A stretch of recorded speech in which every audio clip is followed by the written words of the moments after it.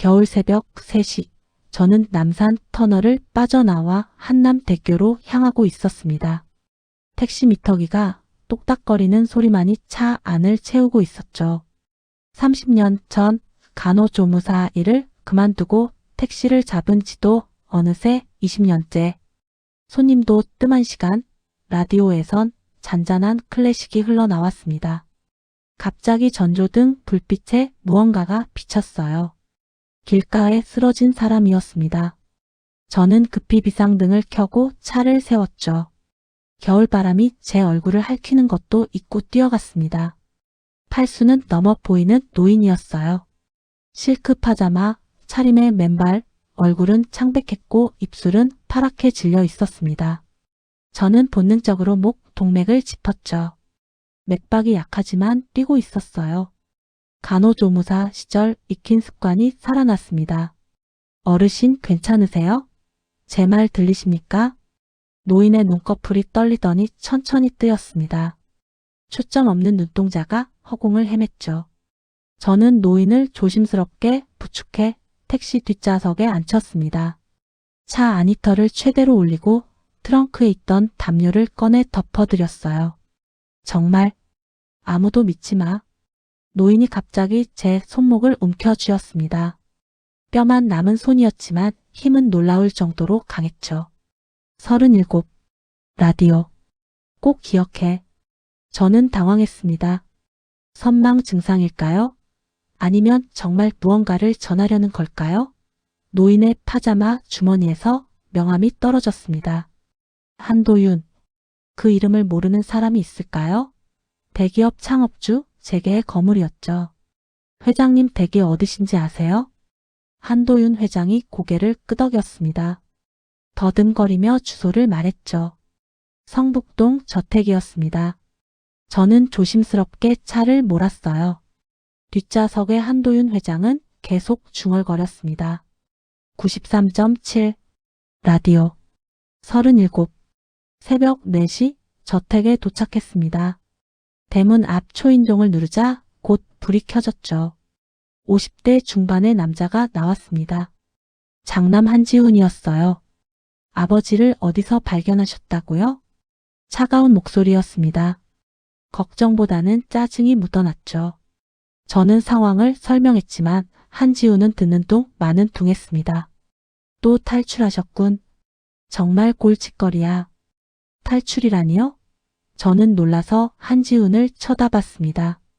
그때 안에서 여자 목소리가 들렸어요. 오빠 또 그 영감이 나갔어? 진짜 요양원에 쳐넣어야 해. 차녀 한서아였습니다. 변호사 자격증을 가진 엘리트였죠. 한서아가 현관에 나타났을 때 저는 그녀의 손이 미세하게 떨리는 걸 봤습니다. 왜일까요? 아버지 또 이러시면 안 돼요. 간병인들 다 그만뒀잖아요. 한지훈이 한도윤 회장의 팔을 거칠게 잡아 끌었습니다. 회장이 비틀거렸죠. 저는 참을 수 없었어요. 조심히 모시세요. 저체온증 상태였습니다. 한지훈이 날카롭게 저를 쳐다봤습니다. 택시비나 받고 가시죠. 돈뭉치를 제 손에 쥐어줬어요. 5만 원짜리 5장이었습니다. 미터기는 2만 원을 가리키고 있었는데 말이죠. 저는 거스름돈을 내밀었지만 한지훈은 이미 문을 닫으려 하고 있었습니다. 그때 한도윤 회장이 다시 소리쳤어요. 라디오 93.7 아무도 믿으면 안 돼. 문이 쾅 닫혔습니다. 저는 택시로 돌아왔죠. 시동을 걸며 백미러를 봤습니다. 2층 창문에서 누군가 저를 내려다보고 있었어요. 한서아였습니다. 표정을 읽을 수 없는 얼굴이었죠. 차를 몰고 나오면서 저는 불안감을 떨칠 수 없었습니다. 무언가 잘못됐다는 직감이 들었어요. 블랙박스가 모든 걸 녹화하고 있다는 사실도 잊은 채 말이죠. 집에 돌아와 새벽 5시가 넘어서야 잠자리에 들었습니다. 그런데 왜일까요? 한도윤 회장의 말이 계속 귓가에 맴돌았습니다. 37 라디오 93.7 도대체 무슨 의미일까요? 잠이 들려는 순간 한 가지 생각이 스쳤습니다. 한도윤 회장의 손목에 멍이 있었어요. 신선한 멍이었죠. 누군가 강하게 잡은 흔적이었습니다. 저는 간호조무사 시절 그런 멍을 많이 봤어요. 학대받는 환자들에게서 말입니다. 다음 날 오후 2시, 저는 평소처럼 늦은 아침을 먹으며 TV를 켰습니다. 뉴스 앵커의 목소리가 거실을 채웠죠. 대기업 창업주 한도윤 회장이 어제 새벽 납치 미수 사건에 휘말렸습니다.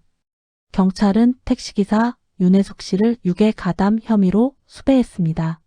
숟가락이 제 손에서 떨어졌습니다. 화면에 제 얼굴이 크게 떴어요. 택시 면허증 사진이었죠. 심장이 미친 듯이 뛰기 시작했습니다. 한 회장의 장남 한지훈 씨는 치매를 앓고 있는 아버지가 새벽에 실종됐다가 택시기사와 함께 나타났다며 계획적인 유괴 시도로 의심된다고 주장했습니다. 저는 다리에 힘이 풀려 소파에 주저앉았습니다. 유괴라니요?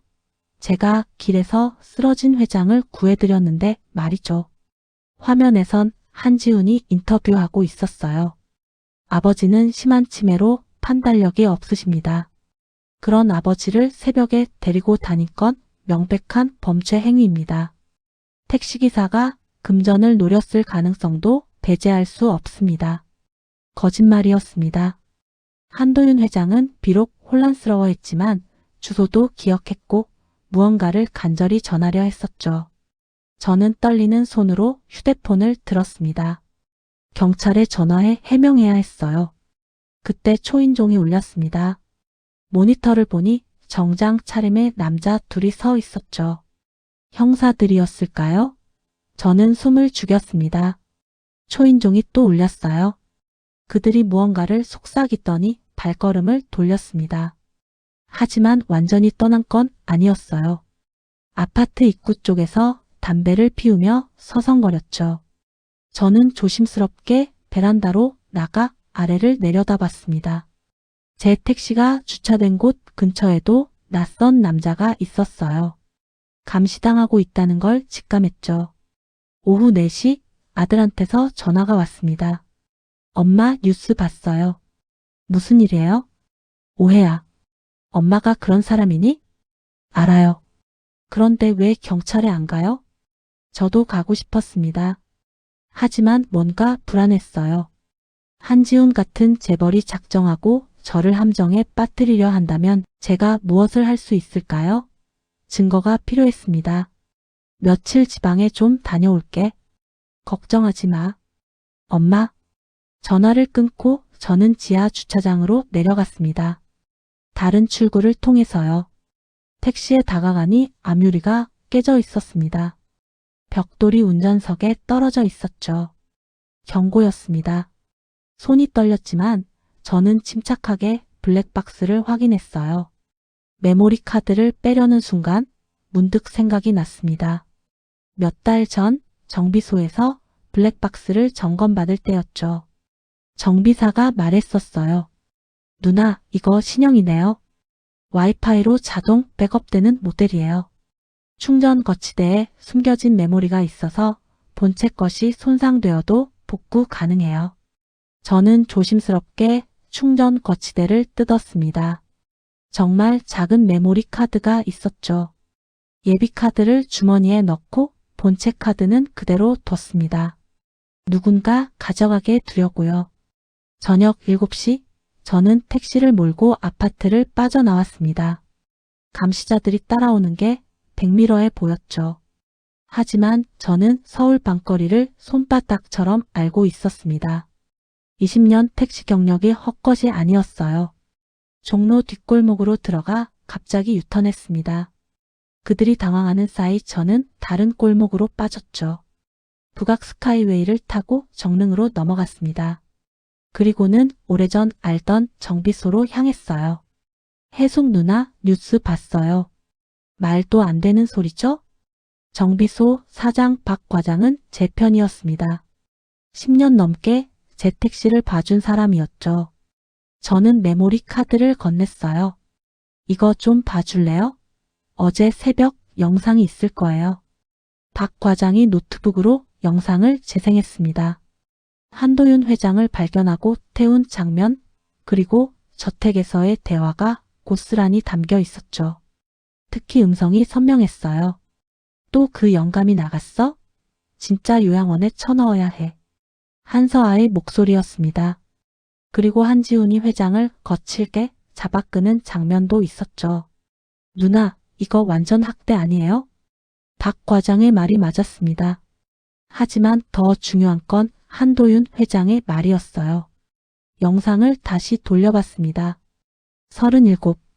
라디오. 93.7. 박 과장이 고개를 갸웃거렸습니다. 라디오 주파수 같은데요? 93.7MHz. 그런데 37은 뭘까? 박 과장이 갑자기 무언가 생각난 듯 말했습니다. 한도윤 회장이 젊을 때 라디오 마니아였대요.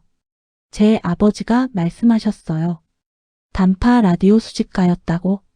특히 오르골이 달린 앤티크 라디오를 좋아했다던데. 단서였습니다. 저는 박 과장에게 부탁했어요. 이 영상 복사본 좀 만들어 줄래요? 그리고 혹시 한도윤 회장 집 근처 아는 사람 있어요? 정원 관리하는 김 반장이 있어요. 내일 연락해 볼게요. 밤 10시 저는 남양주의 작은 모텔에 숨었습니다. 가짜 이름으로 체크인했죠. 방에 들어가 뉴스를 켰습니다. 제 얼굴이 계속 나왔어요. 유괴 공모 혐의자. 저는 억울해서 눈물이 났습니다. 그때 휴대폰이 울렸어요. 모르는 번호였습니다. 받을까 말까 고민하다 결국 받았죠. 윤혜숙 씨죠? 여자 목소리였습니다. 어디서 들어본 것 같았어요. 누구세요? 한서아입니다. 어제 새벽 아버지를 모셔다 주신 분이시죠? 심장이 쿵 내려앉았습니다. 한서아가 왜 제게 전화를 했을까요? 저는 침묵했습니다. 오해하지 마세요. 전 윤 씨를 돕고 싶어요. 아버지가 뭔가 말씀하지 않으셨나요? 라디오나 숫자 같은 거요. 왜 그걸 물어볼까요? 저는 조심스럽게 답했습니다. 왜 그걸 아세요? 한서아가 한숨을 쉬었습니다. 아버지가 최근 계속 그 말씀을 하셨어요. 하지만 오빠는 아버지를 병원에 가두려고만 해요. 윤 씨, 우리 만날 수 있을까요? 함정일 수도 있었습니다. 하지만 한서아의 목소리엔 진심이 묻어났어요. 어제 본 떨리는 손, 불안한 눈빛이 떠올랐죠. 내일 연락드릴게요. 전화를 끊고 저는 창밖을 봤습니다. 눈이 내리기 시작했어요. 서울 쪽 하늘은 붉은 빛이었죠. 저 어딘가에 진실이 있을 거라 믿었습니다. 한도윤 회장이 목숨 걸고 전하려 한 그 진실이요. 새벽 2시 잠이 오지 않아 블랙박스 영상을 다시 봤습니다. 그때 발견했어요. 한도윤 회장의 손목에 있던 멍 말고도 목 뒤쪽에 주사 자국이 있었던 걸요. 선명한 붉은 점이었습니다. 간호조무사 경험으로 알 수 있었죠. 근육 주사 자국이었습니다. 대체 한도윤 회장에게 무슨 일이 일어나고 있는 걸까요? 그리고 37과 라디오 93.7은 어떤 비밀을 담고 있을까요? 저는 진실을 찾아야만 했습니다. 제 누명을 벗기 위해서도, 그리고 한도윤 회장을 위해서도 말이죠. 새벽 6시 모텔 창밖으로 희뿌연 빛이 들어왔습니다. 저는 한숨도 못 잤죠. 박 과장에게서 문자가 왔어요. 김 반장 연락처 보냅니다. 오늘 오전 10시 성북동 카페에서 만나래요. 김 반장은 15년째 한도윤 회장 저택의 정원을 관리하는 사람이었습니다. 저는 모자를 눌러쓰고 마스크를 했어요. 수배자 신세였으니까요. 성북동 카페에 도착하니 50대 후반의 남자가 구석 자리에 앉아 있었습니다. 김 반장이었죠. 저를 보더니 손짓했어요. 윤 사장님이시죠? 박 과장한테 얘기 들었습니다. 억울하시겠어요. 도와주실 수 있나요? 김 반장이 주위를 살피더니 목소리를 낮췄습니다. 회장님이 정말 좋은 분이셨어요. 직원들한테도 잘해주시고. 근데 3년 전부터 달라지셨죠. 치매 진단 받으시고 나서부터요. 어떻게 달라지셨어요? 자식들이 달라졌다는 게 맞겠네요. 특히 큰 아들이요. 회장님 재산 관리한다면서 이것저것 서류에 도장 찍게 하고 회장님이 거부하시면 약을 늘렸어요. 약이라는 단어에 제 귀가 쫑긋했습니다. 어제 본 주사 자국이 떠올랐죠. 무슨 약이요? 진정제라고 하던데 회장님이 드시고 나면 하루 종일 멍하니 계셨어요. 가끔 맑아지실 때면 뭔가를 찾으셨죠. 라디오 하면서요. 역시 라디오였습니다. 저는 김 반장에게 물었어요. 혹시 회장님이 라디오를 어디 두셨는지 아세요? 김 반장이 잠시 생각하더니 말했습니다. 온실 뒤편에 창고가 있어요. 회장님이 예전에 취미 생활하시던 곳이죠. 거기 라디오며 오르골이며 잔뜩 있었는데 작년에 큰 아들이 다 버리라고 했어요. 버렸나요? 아니요. 회장님이 하도 화내셔서 그냥 뒀죠. 근데 문은 잠깐 왔어요. 열쇠는 집사가 갖고 있을 거예요. 집사라. 저택에 들어갈 방법이 필요했습니다. 김 반장이 제 표정을 읽었는지 말했어요. 오늘 오후에 정원 손질하러 갑니다. 집사랑 직원들이 외출하는 시간이 있어요. 오후 2시에서 4시 사이. 그때 온실 쪽으로 오세요. 위험한 제안이었습니다. 하지만 다른 방법이 없었죠. 저는 고개를 끄덕였어요. 오후 1시 30분, 저는 택시를 멀리 세워두고 걸어서 저택 근처로 갔습니다. 김 반장이 온실 쪽 작은 문을 열어뒀어요. 저는 조심스럽게 들어갔죠. 온실은 생각보다 컸습니다. 열대 식물들이 가득했고 습한 공기가 폐를 채웠어요. 김 반장이 창고를 가리켰습니다. 저기에요. 열쇠는? 잠깐만요. 김 반장이 화분 밑을 뒤지더니 낡은 열쇠를 꺼냈습니다. 회장님이 여기 숨겨두셨어요. 깜빡하실 때를 대비해서요. 창고 문을 열자 먼지 냄새가 코를 찔렀습니다. 어둠 속에서 손전등을 켰어요. 놀라운 광경이었죠. 벽면 가득 앤티크 라디오들이 진열되어 있었습니다. 50대는 넘어 보였어요. 회장님이 젊을 때부터 모으신 거예요. 특히 저 구석에 있는 걸 아끼셨죠. 김 반장이 가리킨 곳에 특별한 라디오가 있었습니다. 나무로 된 상자 위에 오르골이 달려 있었어요. 여면에 진주 같은 버튼들이 박혀 있었죠. 프리셋 버튼이었습니다. 숫자가 1부터 10까지 새겨져 있었어요. 저는 라디오를 조심스럽게 들어 올렸습니다. 무거웠어요. 바닥을 보니 이상한 표시가 있었죠. 37이라고 새겨져 있었습니다. 37. 저는 중얼거렸습니다. 그때 김 반장이 말했어요. 그거 프리셋 버튼 번호 아닐까요? 3번이랑 7번? 저는 라디오를 다시 내려놓고 프리셋 버튼을 살펴봤습니다. 평범해 보였어요. 하나씩 눌러봤지만 아무 반응이 없었죠. 그러다 문득 생각이 났습니다. 동시에 누르면 어떨까? 3번과 7번 버튼을 동시에 꾹 눌렀습니다. 찰칵 소리가 났어요. 오르골 바닥판이 살짝 열렸죠. 안에 작은 공간이 있었습니다. 그리고 거기엔 USB가 들어 있었어요. 대박! 김 반장이 감탄했습니다.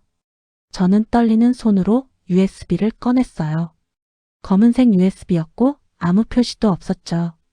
그때 밖에서 차 소리가 들렸습니다. 김 반장이 창문으로 내다보더니 얼굴이 하얗게 질렸어요. 큰 아들이에요. 빨리 나가세요. 저는 USB를 주머니에 넣고 라디오를 원위치 시켰습니다. 하지만 이미 늦었어요. 창고 문이 벌컥 열렸죠. 한지훈이 서 있었습니다. 당신이 여기 왜 있어? 한지훈의 눈이 번뜩였습니다. 뒤에 건장한 남자 둘이 더 있었어요. 저는 본능적으로 뒷걸음쳤죠. 김 반장, 당신도 한패였군. 아버지 물건을 훔치려고? 아니에요. 저는 그저. 김 반장이 변명하려 했지만 한지훈은 듣지 않았습니다. 남자들에게 손짓했어요. 잡아. 저는 돌아서 뛰었습니다. 온실을 가로질러 밖으로 나갔죠. 추격전이 시작됐어요. 정원을 뛰어넘고 담을 넘었습니다. 56살 나이가 믿기지 않을 정도로 제 몸이 움직였어요. 큰 길로 나와 택시를 탔습니다. 다행히 아는 기사였어요. 형님, 빨리 강남역으로 가주세요. 뒤를 돌아보니 검은 차가 따라오고 있었습니다. 한지훈의 부하들이었죠. 저는 기사님께 부탁했어요. 신호 바뀌기 직전에 지나가 주세요. 아슬아슬하게 교차로를 통과했습니다. 뒤따르던 차는 신호에 걸렸죠. 강남역에서 내려 지하철을 탔어요. 노선을 3번 갈아탔습니다. 확실히 따돌렸다고 생각될 때쯤 다시 지상으로 올라왔죠. 오후 6시 저는 건대 근처 PC방에 들어갔습니다. 구석자리에 앉아 USB를 꽂았어요. 암호가 걸려 있었습니다. 실망스러웠죠. 그런데 힌트가 있었어요. 방송국 주파수라고 적혀 있었습니다. 93.7을 입력했습니다. 틀렸다고 나왔어요. 그럼 937? 이것도 아니었죠. 고민하다가 937을 입력했습니다. 파일이 열렸어요. 2개의 폴더가 있었습니다. 첫 번째 폴더엔 동영상이 있었어요. 재생했죠. 한도윤 회장이 카메라를 보고 있었습니다. 정정해 보이던 때의 모습이었어요. 아마 2년 전쯤 같았습니다. 나 한도윤은 정신이 온전할 때 이 영상을 남긴다. 내 재산은 모두 치매노인복지재단에 기부한다. 자식들에겐 최소한의 생활비만 남긴다. 충격적인 내용이었습니다. 회장이 계속 말했어요. 내 자식들은 나를 병원에 가두려 한다. 재산을 빼앗으려는 것이다. 특히 장남 지훈이는 회사 자금을 횡령했다. 증거는 이 USB에 있다. 2번째 폴더를 열었습니다. 수십 개의 문서 파일이 있었어요. 회계 장부, 비자금 조성 내역, 위조된 서류들. 한지훈의 서명이 선명했죠. 차녀 한서아와 막내 한민우의 이름도 있었습니다. 그런데 이상한 게 있었어요. 한서아의 서명이 들어간 문서는 대부분 최근 것이었고 내용도 다른 형제들보다 가벼웠습니다. 억지로 끌어들여진 것 같았죠. 휴대폰이 울렸습니다. 한서아였어요. 윤씨, 오빠가 당신을 찾고 있어요. 조심하세요. 이미 만났어요. 뭐라고요? 괜찮으세요? 한서아의 목소리에 진짜 걱정이 묻어났습니다. 저는 잠시 망설이다 말했어요. 한 변호사님, 정말 절 도우려는 건가요? 네, 아버지가 당신을 믿으셨던 것 같아요. 그날 새벽 아버지가 탈출하신 건 사실 제가 도운 거예요. 충격적인 고백이었습니다. 한서아가 계속 말했죠. 더는 못 보겠더라고요. 아버지를 약물로 조종하는 거요. 그래서 침실 문을 열어드렸어요. 하지만 아버지가 그렇게 멀리 가실 줄은 몰랐죠. 왜 이제 와서? 양심이 있으니까요. 그리고 아버지의 진짜 유언을 찾아야 해요. 오빠가 위조한 게 있거든요. 저는 USB를 만지작거렸습니다. 이걸 한서아에게 알려야 할까요? 아직은 아니었어요. 내일 다시 연락드릴게요. 전화를 끊고 PC방을 나왔습니다. USB는 제 목숨과도 같았죠. 이걸 어디에 보관해야 할까요? 고민하다가 옛날 생각이 났어요.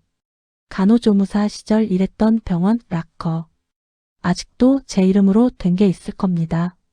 밤 9시 저는 그 병원을 찾아갔습니다. 직원 휴게실은 그대로였어요.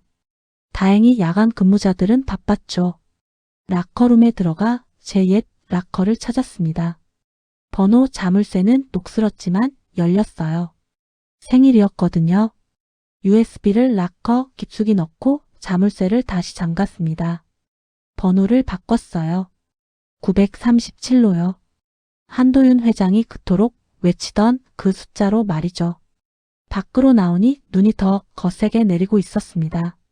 핸드폰을 확인하니 부재중 전화가 수십 통이었어요. 아들, 박 과장, 그리고 모르는 번호들. 그 중 하나를 눌러 들어봤죠. 윤혜숙 씨, 저는 KBS 시사 프로그램 최 기자입니다. 당신의 이야기를 듣고 싶습니다. 언론이라 위험할 수도 기회일 수도 있었습니다. 저는 문자를 보냈어요. 내일 오전 10시 여의도 공원에서 만나요. 이제 게임이 시작되는 거였습니다. 한지훈과의 진짜 싸움이요. 그런데 왜일까요? 한도윤 회장의 얼굴이 계속 떠올랐습니다. 간절하게 무언가를 전하려던 그 눈빛이요. 그때 문자가 왔습니다. 김 반장이었어요. 무사하신가요? 저는 해고됐습니다. 하지만 후회 안 해요. 회장님을 도운 거니까요. 죄송스러웠습니다. 하지만 포기할 수 없었죠. 너무 많은 것을 알아버렸고 너무 깊이 들어와 버렸으니까요. 모텔로 돌아가는 길 라디오에서 뉴스가 흘러나왔습니다. 한도윤 회장 납치 미수 사건의 용의자 윤혜숙 씨가 여전히 도주 중입니다. 경찰은 저는 라디오를 껐습니다. 그리고 주파수를 93.7로 맞췄어요. 클래식 음악이 흘러나왔죠. 한도윤 회장도 이 음악을 들으셨을까요? 어쩌면 이 주파수에 특별한 추억이 있는 건 아닐까요? 내일은 더 위험해질 겁니다. 하지만 저는 준비됐어요. 진실을 위해서라면, 그리고 제 명예를 되찾기 위해서라면 무엇이든 할 수 있었습니다. 새벽 4시 모텔 방문을 두드리는 소리에 깼습니다. 심장이 미친 듯이 뛰었죠. 또 다시 노크 소리. 저는 숨을 죽였어요. 윤혜숙 씨 있는 거 알아요? 나와요. 한지훈의 부하들이었습니다. 어떻게 찾았을까요? 저는 창문을 살짝 열었어요. 2층이었지만 뛰어내릴 만했죠. 비상계단이 바로 옆에 있었습니다. 쾅! 문이 부서지는 소리가 났어요. 저는 창문으로 몸을 던졌습니다. 비상계단에 떨어지면서 발목이 삐끗했지만 참았죠. 계단을 뛰어내려 주차장으로 향했어요. 제 택시는 입구 쪽에 있었습니다. 하지만 그들이 먼저 도착했죠. 검은 승용차가 택시를 막아섰어요. 저는 방향을 틀어 뒷문으로 뛰었습니다. 거기서 누군가 소리쳤지만 멈출 수 없었습니다. 도로로 나와 택시를 잡으려 했지만 새벽이라 차가 없었죠. 그때 24시간 편의점이 보였어요. 뛰어들어가 직원에게 말했습니다. 경찰 불러주세요. 누가 절 쫓아와요. 하지만 직원은 망설였죠. 제 얼굴을 알아본 겁니다. 뉴스에 나온 수배자였으니까요. 저는 다시 밖으로 나왔습니다. 골목길로 들어갔어요. 남양주의 좁은 골목들은 미로 같았죠. 하지만 그들도 포기하지 않았습니다. 발소리가 점점 가까워졌어요. 막다른 길이었습니다. 앞엔 높은 담장, 뒤엔 추격자들. 저는 쓰레기통을 딛고 담을 넘었어요. 옷이 찢어지고 손에서 피가 났지만 계속 뛰었죠. 새벽 5시 저는 지하 주차장에 숨어 있었습니다. 아파트 지하 주차장이었어요. 숨을 고르며 생각했죠. 이대로는 안 됩니다. 제 택시도 뺏긴 상황이었어요. 휴대폰을 꺼내 박 과장에게 전화했습니다. 누나, 무슨 일이에요? 차가 필요해요. 도와줄 수 있어요? 30분 안에 거기로 갈게요. 박 과장은 약속을 지켰습니다. 오래된 마티즈를 몰고 왔죠. 이거 정비 맡긴 차인데 잠깐 쓰세요. 번호판도 문제 없어요. 고마웠습니다. 저는 USB를 확인했어요. 다행히 주머니에 그대로 있었죠. 블랙박스 백업 메모리도 마찬가지였습니다. 박 과장, 이거 복사본 하나 더 만들어서 보관해 줄래요? 알겠어요. 누나 조심하세요. 마티즈를 몰고 서울로 향했습니다. 여의도에서 최 기자를 만나기로 했으니까요. 하지만 불안했어요. 최 기자도 함정일 수 있었죠. 아침 9시 저는 여의도 공원 근처 카페에서 기다렸습니다. 약속 시간보다 일찍 와서 주변을 살폈죠. 수상한 사람은 없어 보였어요. 10시 정각 30대 후반의 여자가 들어왔습니다. 최 기자였어요. 날카로운 눈매가 인상적이었죠. 윤혜숙 씨? 저는 고개를 끄덕였습니다. 최 기자가 앉으며 말했어요. 단도직입적으로 말할게요. 당신이 한도윤 회장을 납치하려 했다고 생각하지 않아요. 뭔가 더 큰 게 있죠? 어떻게 그렇게 생각하세요? 한지훈 씨의 반응이 이상해요. 단순 납치 미수치고는 너무 극단적이거든요. 마치 뭔가를 숨기려는 것 같아요. 최 기자는 예리했습니다. 저는 블랙박스 메모리를 꺼냈어요. 이걸 보세요. 최 기자가 노트북으로 영상을 재생했습니다. 한지훈과 한서아의 막말, 회장을 거칠게 다루는 장면이 나왔죠. 최 기자의 표정이 굳어졌어요. 이거 완전 학대네요. 더 있어요. 저는 USB 내용을 요약해서 설명했습니다. 회장의 진짜 유언, 횡령 증거들. 최 기자의 눈이 반짝였어요. 대박 특종이네요. 원본 확인할 수 있을까요? 안전한 곳에 보관 중이에요. 방송 직전에 드릴게요. 최 기자가 고개를 끄덕였습니다. 알겠어요. 내일 밤 특집 방송 준비할게요. 그런데 윤씨, 경찰은요? 아직은 믿을 수 없어요. 그때 카페 유리창 밖으로 검은 차가 보였습니다. 한지훈의 부하들이었어요. 최 기자도 눈치챘죠. 뒷문으로 나가세요. 저는 일어섰습니다. 하지만 이미 늦었어요. 정문으로 남자들이 들어왔죠. 저는 뒷문으로 뛰었습니다. 밖은 결빙된 도로였어요. 미끄러지면서도 계속 뛰었죠. 마티즈가 있는 곳까지 100m. 하지만 그들이 더 빨랐습니다. 누군가 제 팔을 잡았어요. 넘어질 뻔했지만 균형을 잡았죠. 그리고 본능적으로 팔꿈치로 가격했습니다. 남자가 비틀거렸어요. 차에 올라타 시동을 걸었습니다. 백미러로 보니 그들도 차를 타고 있었죠. 추격전이 시작됐어요. 올림픽대로로 진입했습니다. 속도를 높였지만 마티즈의 한계가 있었죠. 그들이 점점 가까워졌어요. 옆으로 들이받으려 했습니다. 그때 앞쪽 도로가 결빙된 게 보였어요. 저는 일부러 속도를 줄였습니다. 그들은 제가 포기하는 줄 알았나 봐요. 속도를 높여 제 옆으로 왔죠. 순간 저는 급브레이크를 밟았습니다. 그들의 차는 결빙 구간에서 컨트롤을 잃었어요. 스피나며 중앙 분리대에 부딪혔죠. 저는 그 틈에 빠져나왔습니다. 한강대교를 건너 용산으로 향했어요. 이태원 뒷골목의 낡은 여인숙. 외국인들이 주로 사용하는 곳이었죠. 가짜 이름으로 체크인했습니다. 방에 들어가 숨을 돌렸어요. 온몸이 떨렸습니다.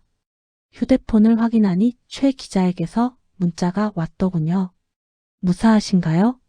내일 방송 준비 완료. 오늘 밤 원본 전달 부탁해요.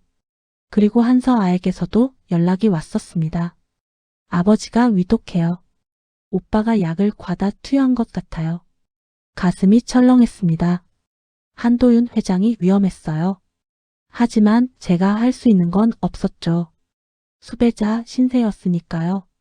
저녁 8시 저는 USB를 다시 확인했습니다. 영상 파일 중 하나를 재생했어요.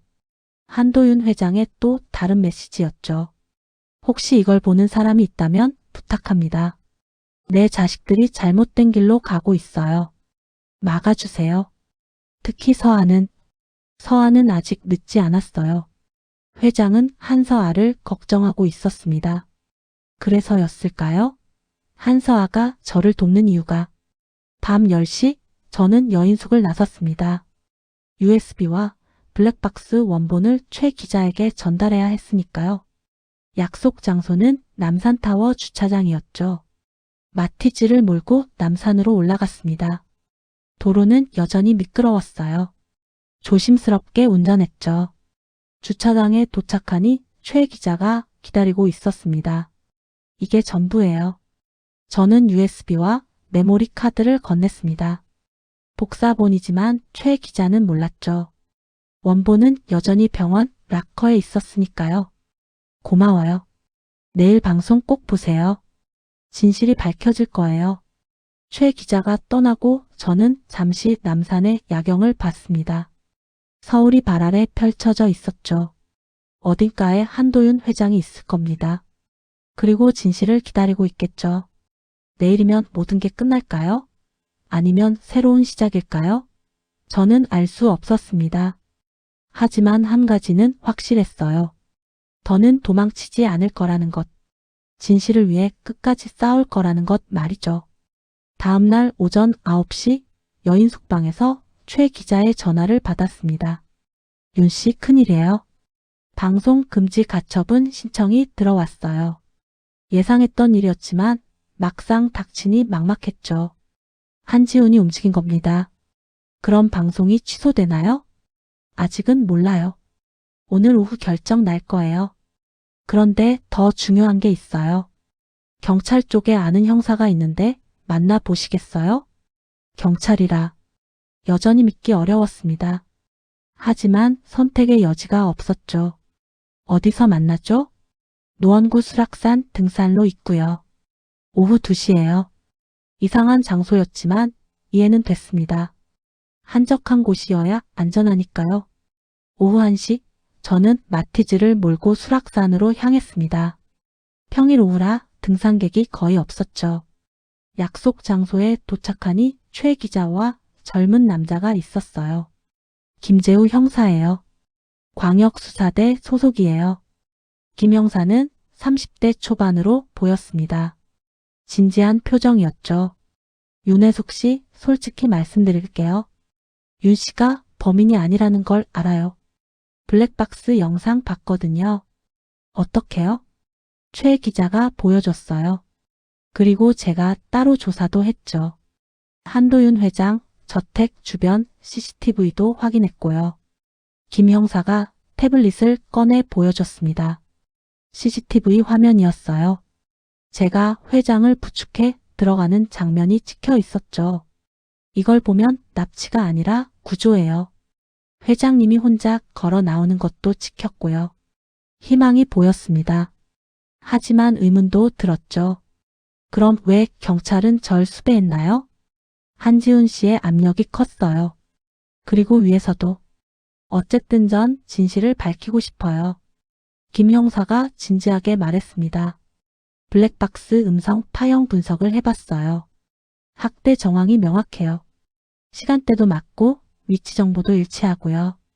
법정에서 증거로 쓸 수 있어요. 최 기자가 끼어들었어요. 그런데 가처분 때문에 방송이 막히면 소용없어요. 다른 방법이 필요해요. 그때 제 휴대폰이 울렸습니다. 한서아였어요. 지금 통화 가능하세요? 네. 오빠가 아버지를 병원에 입원시켰어요. 강제로요. 면회도 금지예요. 그리고 한서아의 목소리가 떨렸습니다. 제가 오빠 서류를 봤는데 아버지 재산을 이미 다 처분하려는 계약서가 있었어요. 아버지 도장이 찍혀 있었는데 위조 같아요. 증거 있어요? 사진 찍어뒀어요. 그리고 아버지가 예전에 쓰신 메모도 찾았어요. 93.7을 기억하라고 적혀 있었죠.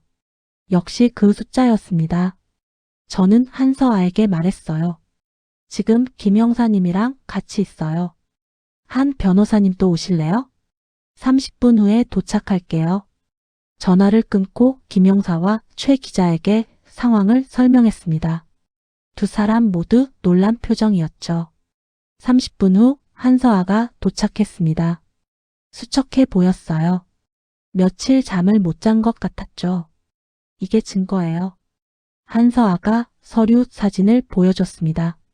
김 형사가 케이스 살펴보더니 말했어요. 이거 완전 문서 위조네요. 도장 위치도 이상하고 서명 필체도 달라요. 한서아가 한숨을 쉬었습니다. 전 처음엔 몰랐어요. 오빠가 회사를 위한 거라고 했거든요. 하지만 아버지가 계속 이상한 말씀을 하시고 약을 늘리는 걸 보면서 의심이 들었죠. 최 기자가 물었어요. 한 변호사님이 직접 증언하실 수 있나요? 네, 더는 못 참겠어요. 아버지를 위해서라도 진실을 밝혀야죠. 김 형사가 말했습니다. 그럼 이렇게 하죠. 내일 오전에 검찰에 고발장 접수하고 동시에 기자회견해요. 방송 가처분과 상관없이 진실을 알릴 수 있어요. 모두가 동의했습니다. 그런데 한서아가 중요한 정보를 하나 더 꺼냈어요. 아버지 병실 번호가 937호예요. 우연일까요? 93.7이라는 숫자가 계속 나타났습니다. 그리고 오빠가 내일 아버지를 정신병원으로 옮기려 해요. 오늘 밤이 마지막 기회예요. 김 형사가 결단을 내렸습니다. 오늘 밤 병원에 가죠. 회장님 상태를 확인하고 증거를 확보해야 해요. 위험한 계획이었지만 다른 방법이 없었습니다. 저는 물었어요. 제가 가도 될까요? 수배자인데 제가 책임질게요. 윤 씨가 있어야 회장님이 안심하실 거예요. 밤 10시 저희는 병원 주차장에 모였습니다. 김 형사가 미리 병원 보안 상황을 파악했죠. 937호는 특실이에요. 경비가 있을 거예요. 한 변호사님이 먼저 가서 상황 파악해 주세요. 한서아가 고개를 끄덕이고 먼저 들어갔습니다. 10분 후 문자가 왔어요. 경비 1명. 커피 마시러 갔어요. 지금이에요. 저희는 재빨리 움직였습니다. 엘리베이터를 타고 9층으로 올라갔죠. 937호 앞에 한서아가 서 있었어요. 병실 문을 열고 들어갔습니다. 한도윤 회장이 침대에 누워 있었죠. 수액 여러 개가 연결되어 있었고 얼굴은 창백했어요. 회장님, 제가 다가가자 회장의 눈꺼풀이 떨렸습니다. 천천히 눈을 뜨더니 저를 봤죠. 택시 기사님, 기억하고 계셨습니다. 저는 회장의 손을 잡았어요. 네, 맞아요.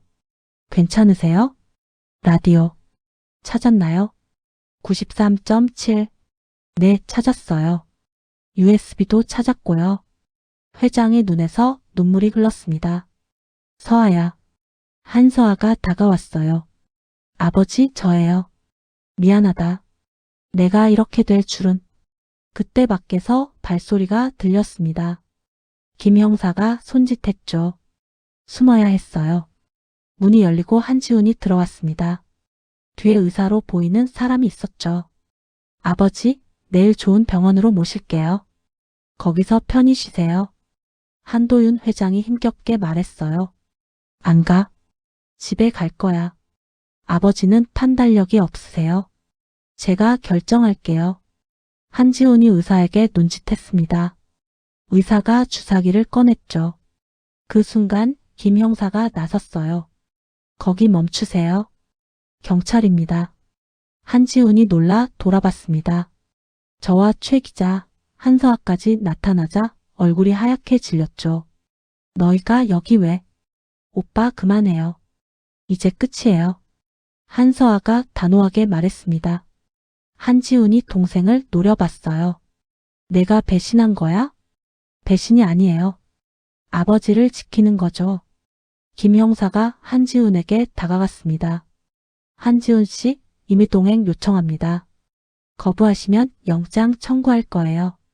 한지훈은 잠시 망설이다가 냉소를 지었어요. 좋아. 하지만 후회할 거야. 모두. 한지훈이 나가고 병실에 평화가 찾아왔습니다. 한도윤 회장이 제 손을 꼭 잡았어요. 고마워요. 정말 고마워요. 저는 그제야 눈물이 났습니다. 이 모든 게 꿈만 같았죠. 수배자에서 구원자가 된 이 상황이 말이에요. 다음 날 오전 10시 KBS 앞은 기자들로 가득했습니다. 긴급 기자회견이 열린다는 소식이 퍼진 거죠. 저는 모자를 깊이 눌러쓰고 건물 안으로 들어갔어요. 최 기자가 저를 맞았습니다. 준비됐어요? 곧 시작이에요. 네. 그런데 가처분은요? 1시간 전에 기각됐어요. 한서아 변호사가 제출한 증거가 결정적이었죠. 다행이었습니다. 회견장으로 들어가니 이미 카메라가 즐비했어요.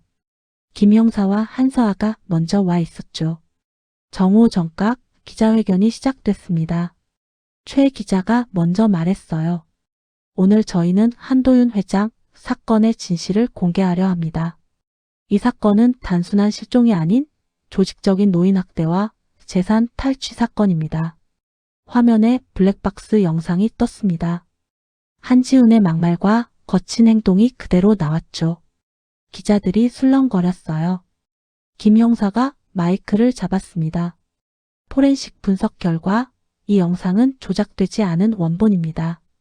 음성 파형 분석으로 시간과 장소가 정확히 일치함을 확인했습니다. 다음은 한서아 차례였어요. 떨리는 목소리로 말하기 시작했죠.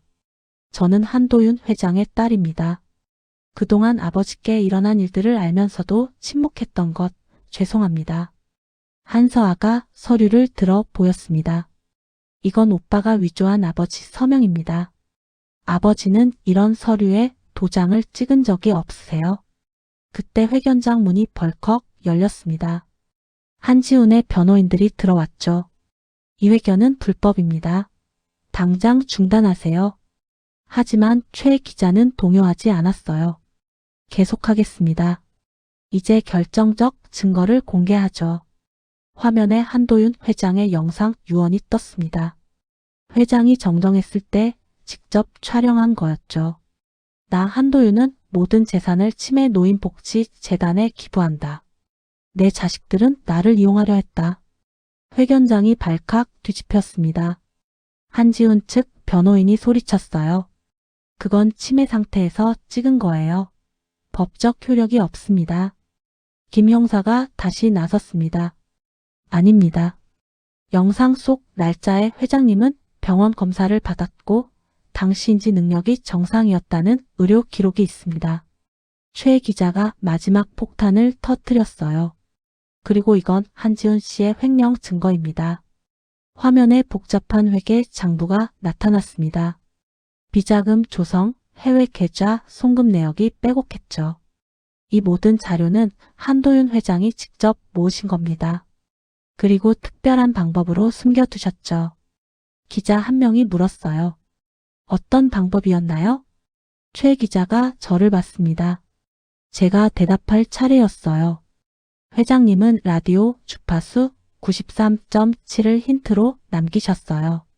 그리고 오르골 라디오에 USB를 숨겨두셨죠. 프리셋 버튼 3번과 7번을 동시에 누르면 열리는 구조였습니다. 구체적인 위치는 말하지 않았어요. 아직 위험할 수 있으니까요. 오후 1시 회견이 끝나고 저는 건물 밖으로 나왔습니다. 취재진이 둘러쌌죠. 윤 씨 어떤 심정이세요? 누명을 벗게 돼서 다행입니다. 하지만 더 중요한 건 한도윤 회장님의 안전이에요. 그때 휴대폰이 울렸어요. 병원에서 걸려온 전화였습니다. 윤혜숙 씨, 한도윤 회장님이 찾으세요. 저는 곧장 병원으로 향했습니다. 이제 수배가 해제됐으니 당당히 갈 수 있었죠. 병실에 들어가니 회장님이 침대에 앉아 계셨어요. 어제보다 훨씬 좋아 보였습니다. 택시기사님 고마워요. 덕분에 살았어요. 제가 한 건 없어요. 회장님이 미리 준비하신 덕분이죠. 회장님이 미소를 지었어요.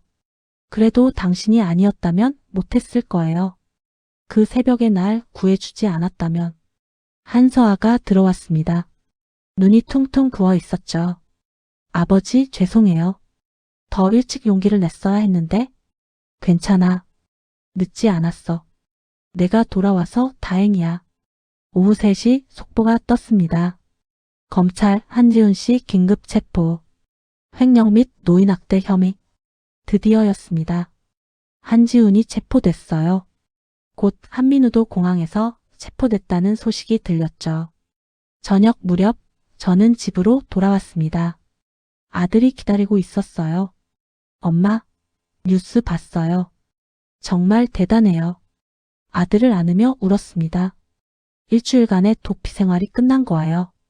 밤 9시 최 기자의 특집 방송이 시작됐습니다. 제목은 라디오 주파수 93.7- 숨겨진 진실이었죠. 방송은 제가 한도윤 회장을 발견한 순간부터 시작됐어요. 블랙박스 영상, USB 내용, 그리고 오늘 기자회견까지 1시간 동안 진실이 낱낱이 공개됐습니다. 시청률이 15%를 넘었다고 해요. 온 국민이 충격에 빠졌죠. 댓글도 폭발했습니다. 재벌도 노인 학대를 하는구나. 택시기사님 정말 대단하세요. 한도윤 회장님 힘내세요. 다음 날 아침 한도윤 회장에게서 전화가 왔어요. 윤 사장님 제안이 있어요. 무슨 제안이세요? 제가 만들 치매 노인복지 재단의 이사가 되어주세요. 현장 경험이 풍부한 분이 필요해요. 놀라운 제안이었습니다. 저 같은 사람이 이사라니요? 제가 할 수 있을까요? 당신이야말로 적임자예요. 약자를 돕는 마음, 정의감, 그리고 용기까지. 뭐가 더 필요하겠어요? 저는 잠시 고민했습니다. 택시 운전이 제 인생이었는데, 하지만 새로운 도전도 나쁘지 않겠죠. 시간을 좀 주세요. 생각해 보겠습니다. 전화를 끊고 창밖을 봤어요. 서울의 아침이 밝아오고 있었죠. 라디오를 켰습니다. 주파수는 93.7이었어요. 오늘 아침 뉴스입니다. 한도윤 회장 사건의 파장이 계속되고 있습니다. 정부는 노인보호법 강화를 검토하겠다고. 라디오를 들으며 생각했어요. 한도윤 회장이 왜 93.7을 그토록 외쳤는지. 어쩌면 이 주파수처럼 진실도 언젠가는 올바른 주파수를 찾아 전달된다는 뜻은 아니었을까요? 저는 차 키를 들었습니다. 아직 제 택시가 경찰서에 있었죠. 찾으러 가야 했어요. 그리고 다시 운전대를 잡을 겁니다. 이사 제안은 천천히 생각하기로 했어요. 무엇보다 오늘은 평범한 일상으로 돌아가는 첫날이니까요. 2달 후 서울중앙지방법원. 저는 증인석에 앉아 있었습니다. 법정은 방청객으로 가득 찼죠. 언론의 관심이 뜨거웠으니까요. 증인은 그날 새벽 한도윤 회장을 처음 발견했을 때 상황을 설명해 주십시오. 검사의 질문에 저는 침착하게 답했습니다. 새벽 3시경 한남대교 인근 도로에서 쓰러진 회장님을 발견했습니다. 실크 파자마의 맨발이었고 저체온증 증상을 보였죠. 증인의 간호조무사 경력이 있다고 들었습니다. 당시 회장님 상태를 전문적으로 판단해 주시죠. 저는 고개를 끄덕였어요. 맥박이 분당 45회로 서맥이었고 체온이 35도 이하로 추정됐습니다. 의식은 있었지만 혼란 상태였죠. 즉시 보온 조치를 하지 않았다면 위험했을 겁니다. 한지훈 측 변호인이 일어섰습니다. 이해했습니다. 증인은 의사가 아닙니다. 재판장이 말했죠. 기각합니다. 증인의 의료 경력은 인정됩니다. 계속하세요. 검사가 모니터를 켰어요. 블랙박스 영상이 재생됐죠. 이 영상의 음성을 들어보겠습니다. 또 그 영감이 나갔어? 진짜 요양원에 쳐넣어야 해. 법정이 술렁거렸습니다. 한서아의 목소리였죠. 피고인석의 한지훈이 동생을 노려봤어요.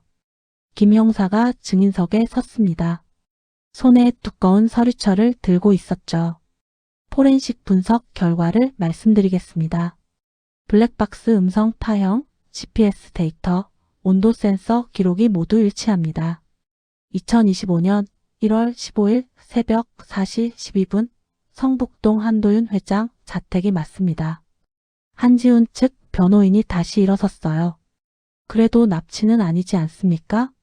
단순한 가족 간 불화일 뿐입니다. 그때 한서아가 손을 들었습니다. 재판장님, 증언하고 싶습니다. 법정이 다시 술렁거렸죠. 피고인의 여동생이 검찰 측 증인으로 나선 거니까요. 한서아가 증인석에 섰습니다. 떨리는 손으로 서류를 꺼냈죠. 이건 아버지가 3년 전 쓰신 메모입니다. 93.7 진실을 지켜라고 적혀 있어요. 아버지는 이미 그때부터 위험을 감지하셨던 겁니다. 한서아 증인, 피고인과의 관계를 고려할 때 힘드시겠지만 학대 상황을 직접 목격하셨나요? 한서아가 깊은 숨을 쉬었어요. 네, 여러 번 봤습니다. 오빠가. 한지훈이 아버지께 소리를 지르고 팔을 비틀고 강제로 약을 먹이는 걸 봤어요. 왜 그때 신고하지 않으셨습니까? 겁이 났어요. 그리고 가족이니까 덮어야 한다고 생각했죠. 제가 비겁했습니다. 한서아의 눈에서 눈물이 흘렀어요. 그런데 윤혜숙 씨가 나타났어요. 연혈도 아닌 분이 목숨 걸고 아버지를 지켜주는 걸 보면서 제가 부끄러웠습니다. 점심 휴정 후 의사가 증인으로 나왔습니다. 한도윤 회장을 진찰한 의사였죠. 회장님 몸에서 과도한 향정신성 약물이 검출됐습니다. 정상 처방량의 3배였죠. 이 정도면 인지 기능을 인위적으로 저하시킬 수 있습니다. 검사가 물었어요. 그럼 치매 증상이 약물 때문일 수도 있다는 건가요? 가능성이 있습니다. 실제로 약물을 줄인 후 회장님의 인지 기능이 상당히 개선됐거든요. 충격적인 증언이었습니다. 한지훈이 아버지를 일부러 치매 환자로 만들었다는 거니까요. 오후 3시 결정적인 증거가 공개됐습니다. USB에 담긴 영상이었죠. 화면에 한지훈이 나타났어요. 한도윤 회장에게 서류를 들이밀며 소리치고 있었습니다. 도장 찍어. 안 찍으면 오늘도 약 늘릴 거야. 회장이 거부하자 한지훈이 강제로 손을 잡고 도장을 찍었죠. 날짜는 작년 11월이었습니다. 한지훈 측 변호인이 당황했어요. 이 영상은 어디서 나온 겁니까? 검사가 답했습니다. 한도윤 회장이 직접 설치한 소형 카메라입니다. USB에 저장돼 있었죠. 그때 한민우가 증인석에 섰어요. 사법 거래를 한 거였죠. 형이 시킨 대로 했습니다. 해외 법인을 통해 자금을 빼돌렸어요. 총 300억 원입니다. 왜 그렇게 했습니까? 형이 아버지가 곧 돌아가실 거라고 미리 준비해야 한다고 했어요. 법정이 경악했습니다. 친아버지의 죽음을 기다리며 재산을 빼돌렸다니요. 오후 5시 한도윤 회장이 직접 법정에 나왔습니다. 휠체어를 타고 있었지만 정정해 보였죠. 한도윤 증인, 피고인은 당신의 아들입니다. 그래도 처벌을 원하십니까? 회장이 단호하게 답했어요. 네, 아들이기 전에 범죄자입니다. 다른 노인들이 같은 피해를 입지 않길 바랍니다. USB를 왜 그런 방식으로 숨기셨습니까? 치매가 와도 잊지 않을 숫자를 택했어요. 93.7은 제 아내가 좋아하던 라디오 주파수였습니다. 돌아가시기 전까지 매일 들으셨죠. 모두가 숙연해졌습니다. 회장이 계속 말했어요. 그리고 윤혜숙 씨에게 감사드립니다. 제가 라디오라고 중얼거린 걸 기억해 주시고 끝까지 찾아주셨으니까요. 변론이 종결되고 검사가 최후 진술을 했습니다. 피고인 한지훈은 아버지를 약물로 통제하고 폭행하고 재산을 탈취했습니다. 노인학대와 횡령, 문서 위조까지 징역 15년을 구형합니다. 한지훈이 마지막으로 일어섰어요. 저는 회사를 지키려 했을 뿐입니다. 하지만 아무도 믿지 않았죠. 일주일 후 판결이 나왔습니다. 피고인 한지훈 징역 12년, 한민호 징역 5년 집행유예 7년. 한지훈이 수갑을 찬 채 끌려갔습니다.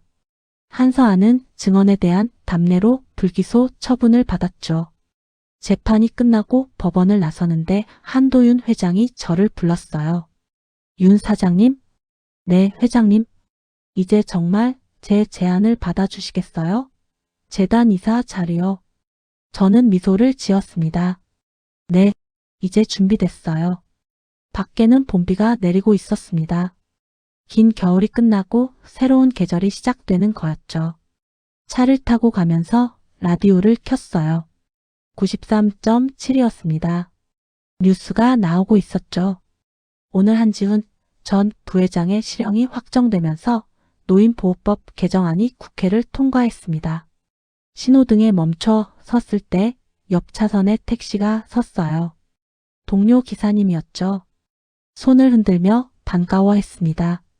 혜숙 씨, 영웅이야, 영웅. 부끄러웠지만 기분은 좋았어요. 저는 평범한 택시기사였지만 용기를 냈고 진실을 지켰으니까요. 집에 도착하니 아들이 기다리고 있었습니다. 엄마 축하해요. 이사님, 아직 아니야. 다음 달부터야. 그날 밤 저는 일기를 썼어요. 2025년 3월 15일. 오늘로 모든 재판이 끝났다. 한도윤 회장은 건강을 회복하고 있고 한지우는 감옥에 갔다. 나는 새로운 시작을 앞두고 있다. 2달 전 그 새벽 쓰러진 노인을 그냥 지나쳤다면 어땠을까? 아마 후회했을 것이다. 때로는 작은 용기가 큰 변화를 만든다. 라디오 주파수 93.7이 가르쳐준 교훈이다. 창밖을 보니 별이 반짝이고 있었어요.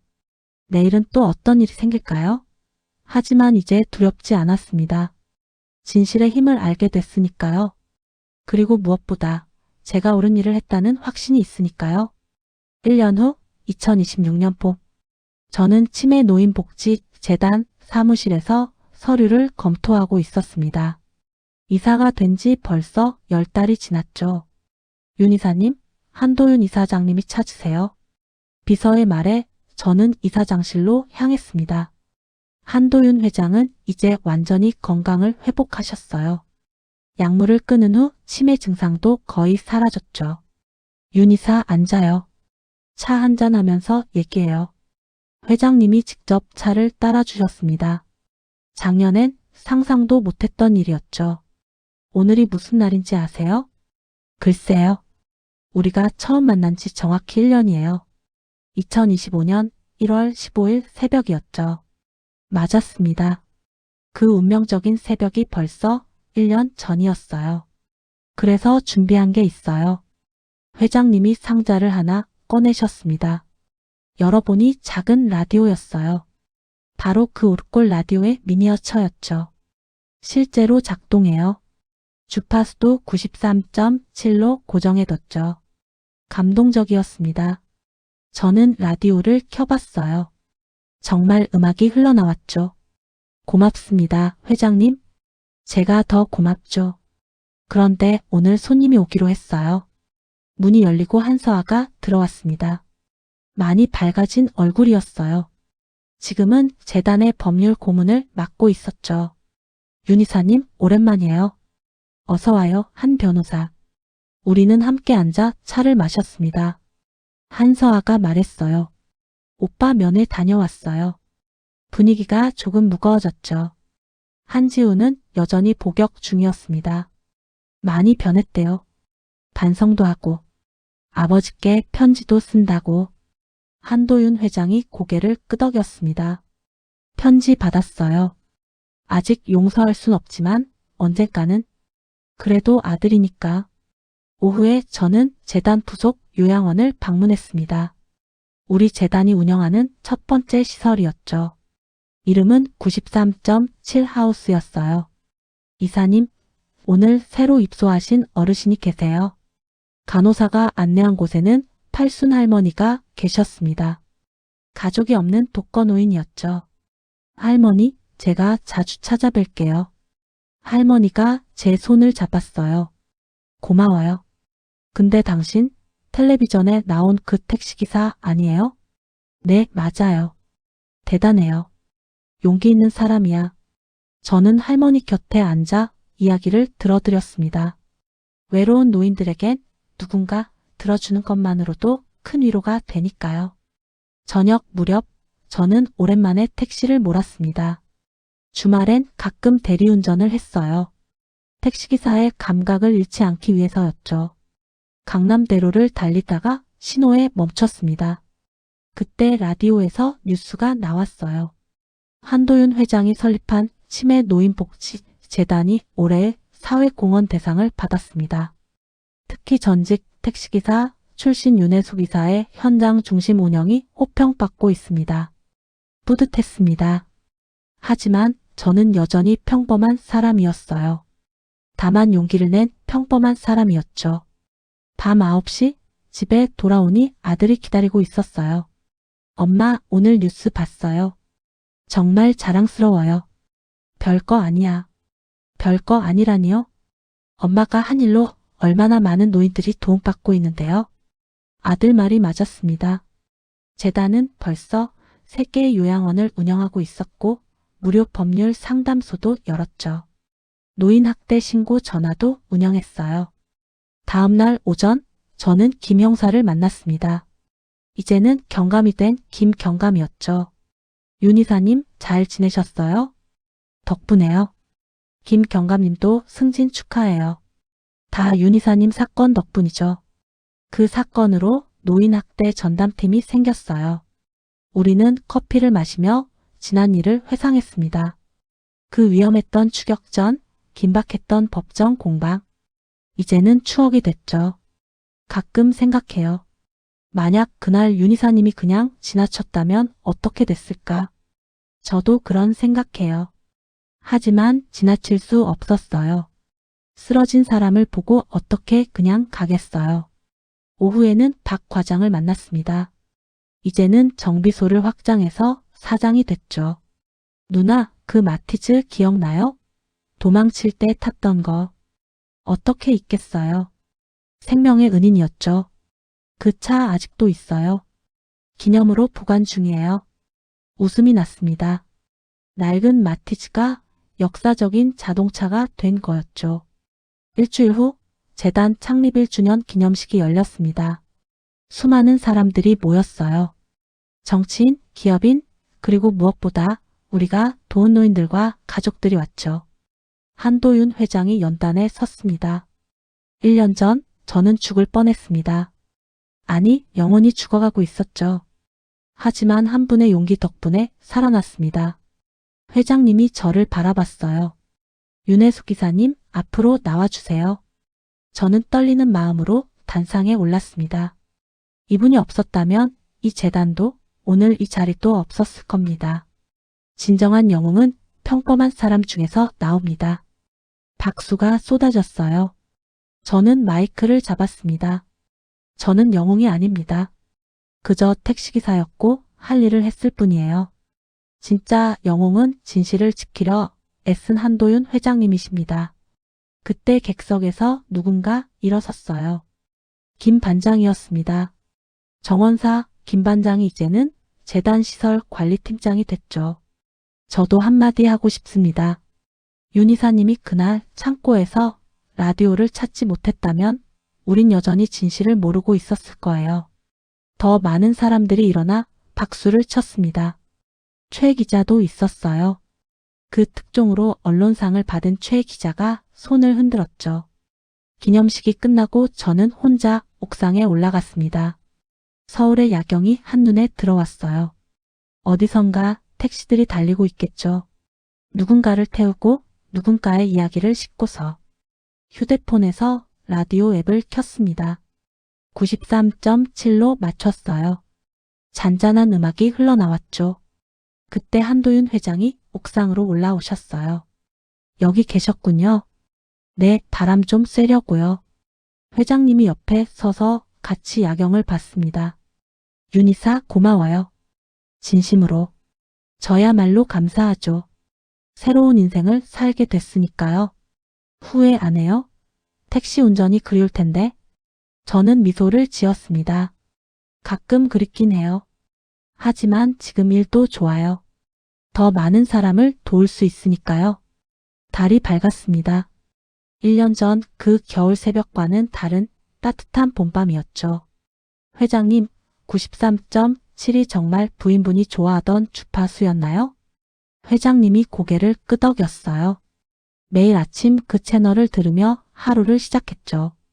여보, 오늘도 좋은 일이 있을 거예요 라고 말하면서. 좋은 추억이네요. 그래서 잊을 수 없었어요. 치매가 와도 약물에 취해도 그 숫자만은 기억했죠. 우리는 한참 동안 침묵 속에 서 있었습니다. 라디오에선 여전히 음악이 흘렀어요. 마지막 장면. 새벽 3시 저는 다시 택시를 몰고 있었습니다. 이사 일을 마치고 가끔 대리운전을 하는 새벽이었죠. 라디오는 93.7에 맞춰져 있었어요. 빈 도로를 달리다가 버스 정류장을 지나갔습니다. 누군가 쓰러져 있었어요. 저는 망설임 없이 차를 세웠죠. 괜찮으세요? 젊은 남자였습니다. 술에 취해 있었지만 다친 건 없었어요. 택시 좀. 저는 그를 부축해 차에 태웠습니다. 주소를 물어 출발했죠. 기사님, 고마워요. 이 시간에 세워주는 택시가 없었는데 당연한 일인걸요. 백미러로 손님을 봤습니다. 내일이면 일도 있겠지만 누군가에겐 도움이 됐을 거예요. 라디오에서 DJ 목소리가 들렸습니다. 새벽 3시 30분 93.7MHz입니다. 밤이 길어도 새벽은 반드시 옵니다. 진실도 마찬가지죠. 아무리 감춰도 언젠가는 드러납니다. 주파수를 타고 누군가의 용기를 타고서 말이죠. 저는 미소를 지으며 운전대를 잡았습니다. 어둠 속 서울의 불빛들이 별처럼 빛나고 있었어요. 밤이 길어도 진실은 주파수를 타고 끝내 도착한다. 그것이 제가 배운 교훈이었습니다. 저는 여전히 평범한 사람입니다. 다만 그날 새벽 쓰러진 노인을 외면하지 않았을 뿐이죠. 작은 용기가 큰 파장을 만들었습니다. 한 사람을 구했고 진실을 밝혔고 수많은 노인들에게 희망을 줬어요. 라디오 주파수 93.7이 제게 가르쳐준 건 단순합니다. 진실은 반드시 전달된다는 것, 그리고 평범한 우리도 누군가의 영웅이 될 수 있다는 것. 오늘도 저는 택시핸들을 잡습니다. 이사 일을 마친 새벽, 여전히 누군가를 태우고 달리죠. 어쩌면 또 다른 인연이 기다리고 있을지도 모릅니다. 밤이 아무리 길어도 새벽은 오고 거짓이 아무리 깊어도 진실은 드러납니다. 주파수를 타고 용기 있는 평범한 사람들을 통해서 말이죠. 여러분, 긴 이야기 들어주셔서 감사합니다. 평범한 택시기사 윤혜숙의 이야기가 여러분께 작은 울림이 되었길 바랍니다. 우리 모두는 누군가의 영웅이 될 수 있어요. 거창한 일이 아니어도 됩니다. 길에 쓰러진 사람을 일으켜주는 것, 불의를 보고 용기를 내는 것, 그것만으로도 충분하죠. 오늘 하루도 따뜻한 마음으로 주변을 둘러보세요. 어쩌면 여러분의 작은 용기가 누군가의 인생을 바꿀지도 모릅니다. 이야기가 마음에 드셨다면 댓글로 여러분의 생각을 들려주세요. 구독과 좋아요도 잊지 마시고요. 다음에도 마음 따뜻한 이야기로 찾아뵐게요. 감사합니다.